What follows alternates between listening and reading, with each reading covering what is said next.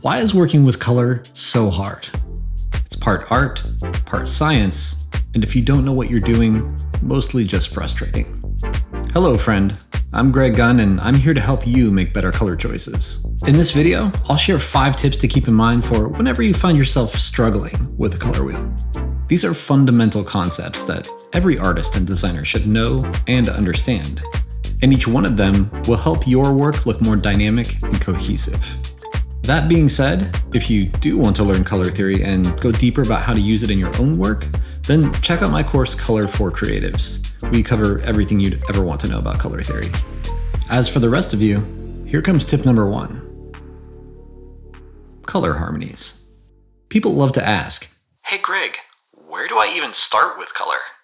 It's a good question, and my answer to them is always start with color harmonies. Color harmonies are historically proven science-backed techniques to pair colors together in visually pleasing ways, which sounds way more complicated than it actually is. In fact, you probably already know some color harmony terms like monochromatic, complementary, and analogous.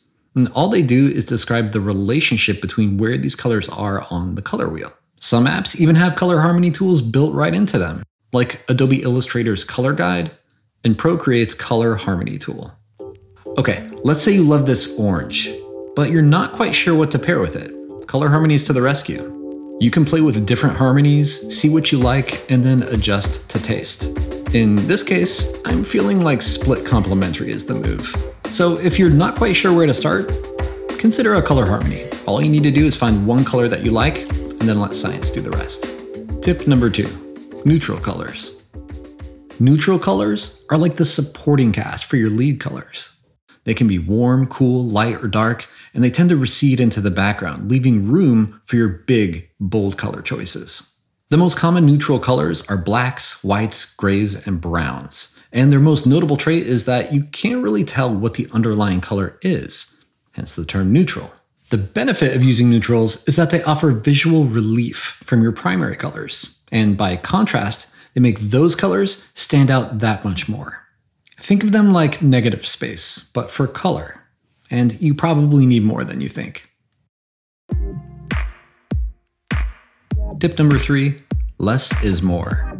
The most common color mistake I see is overuse, and the second most common is oversaturation.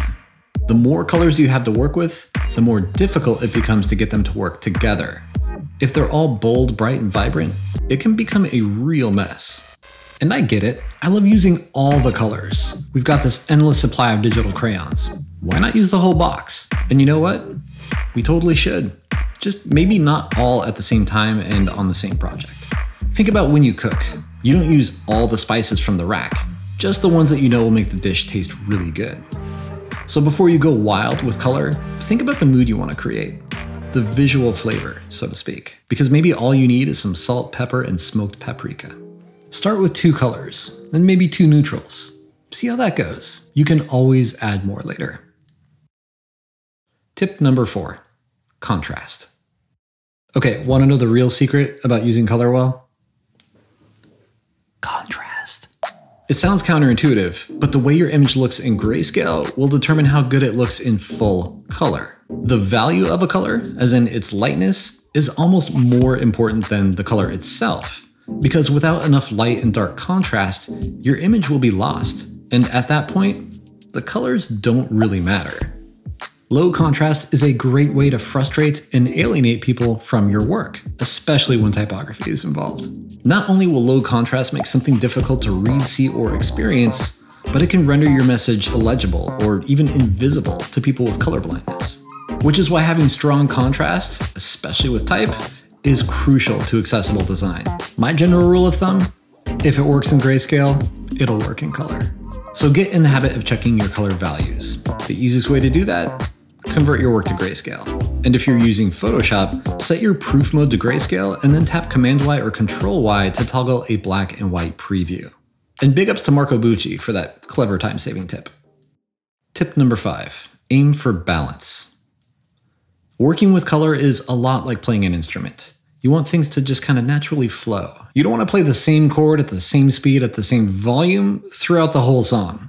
It'll get really boring. And this is coming from a guy who loves metal. Imagine your colors are musical notes. You want to make sure there's a nice range of values, of hues, and of saturation. It's all about the relationships between colors. You can't have light without dark and everything else in between. Not every color needs to be a star either. Let one or two take the lead and then have the rest keep rhythm. Remember neutral colors? They're the rhythm section. Also, think about how much of each color you're using. The 60-30-10 rule is a great place to start.